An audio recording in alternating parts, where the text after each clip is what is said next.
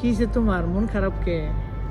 বেশি মন খারাপ এই কারণে, রমজানের দিন বিদেশ যাচ্ছি, বউ বাচ্চা বাবা মা বাংলাদেশে সবাই, এই কারণে খুব মনটা খারাপ।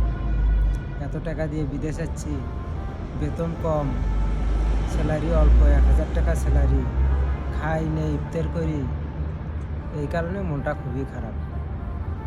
তাহলে কি তুমি বেতন দেয় নাই কোম্পানি নাকি? বেতন দেয় 5 তারিখে 6 তারিখে, ওই 1000 টাকা বেতনে কি হয় বলো?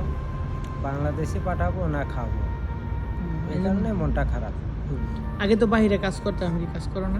না, এখন আর কাজ নাই, বাইরে কাজ করা যায় না, পুলিশের জন্য, আস্কারির জন্য কাজ করা যায় না।